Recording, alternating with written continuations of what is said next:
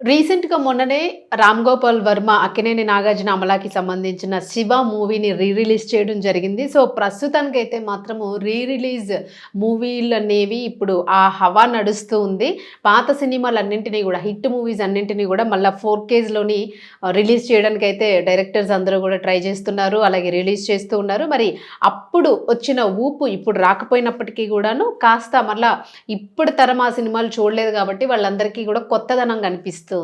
మరి ఈ నేపథ్యంలో 'రామ్ గోపాల్ వర్మ శివ' మూవీని రిలీజ్ చేయడము, పాట అందరికీ గూడా హమ్ జేస్తున్నారు. ప్రతి చోట గూడా ఎక్కడ చూసినా అదే కనిపిస్తుంది.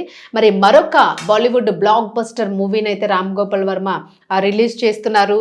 అది 'రంగీలా' మూవీ. సో, అందరికీ గుర్తుండే ఉంటుంది. ఊర్మిళ మండోద్కర్ ఈ మూవీలోనైతే అసలు ఆమె గ్లామర్ గురించి గానీ, ఆ సాంగ్స్ గురించి గానీ, అసలదంతా గూడా ఒక డిఫరెంట్ పిక్చర్ అసలు 'రంగీలా' అనేది. 'హాయ్ రే హాయ్ రే' సాంగ్ అయితే మాత్రము ఓవరాల్ అసలు సినీ ఇండస్ట్రీలోని బాలీవుడ్‌కి సంబంధించిన పాటల్లో 'యాయి రే యాయి రే' సాంగ్ ఇవన్నీ కూడాను సూపర్ హిట్ సాంగ్స్ అనమాట. అంటే ఆ తరము, ఈ తరము అని లేకుండాను ఒక రకమైన ఊపుని క్రియేట్ చేస్తాయి ఈ సాంగ్స్. మరి అలాంటి మూవీ 'రంగీలా' మూవీ. ఇది 'రామ్ గోపాల్ వర్మ' సినిమానే. మరి ఇది కూడా రిలీజ్ అవుతుంది.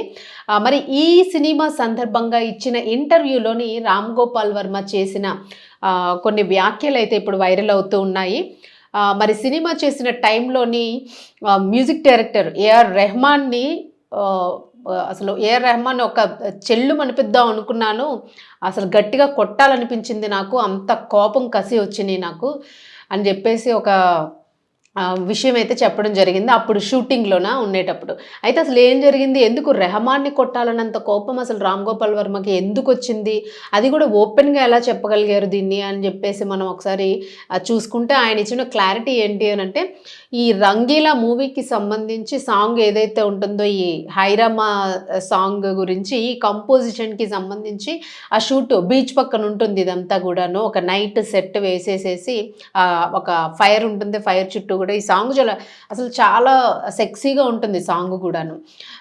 ఆ సాంగ్‌కి సంబంధించిన కంపోజిషన్ అందించడానికి అంటే సినిమా మనకి స్టోరీ రెడీ అయినప్పుడే సాంగ్స్ అన్నీ గూడా ఎట్లా ఉంది ఏంటి అన్నీ గూడా చూసుకుంటాం మనం ఇచ్చిన లిరిక్స్‌ని బట్టిను.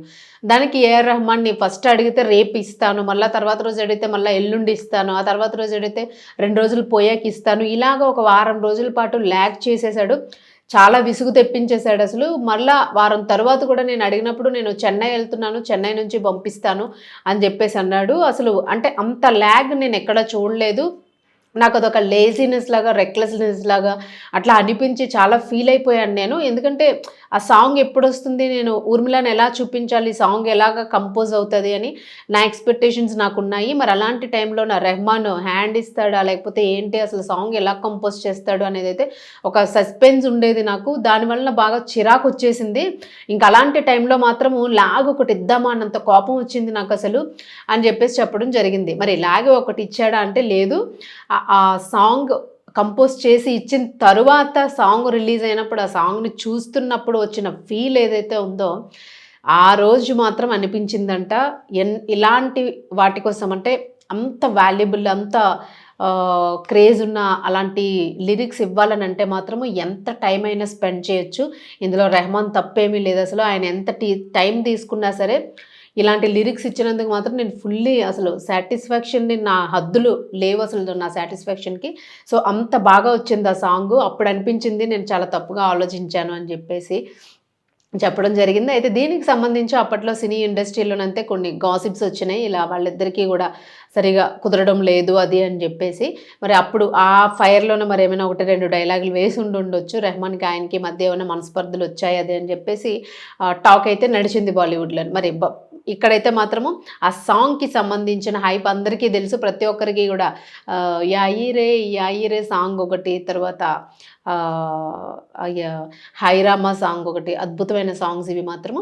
సో, మళ్ళా ఈ మూవీ అయితే ఇప్పుడు తెరకెక్కబోతోంది. మళ్ళా రిలీజ్ ఉండబోతోంది. అలాగే ఇంకా ఇతర మూవీస్ గూడా రిలీజ్ ఒకదాని తర్వాత ఒకటి రిలీజ్ కాబోతూ ఉన్నాయి. అప్పుడు చూడలేని ప్రేక్షకులందరికీ గూడా ఇప్పుడు మళ్ళా ఒక కొత్త టేస్ట్‌ని అవి ఇంట్రొడ్యూస్ చేయబోతూ ఉన్నాయి అనైతే మాత్రం చెప్పుకుంటూ ఉన్నారు. సో, చూద్దాం ఈ మూవీకి ఎలాంటి రెస్పాన్స్ వస్తుంది అనేది.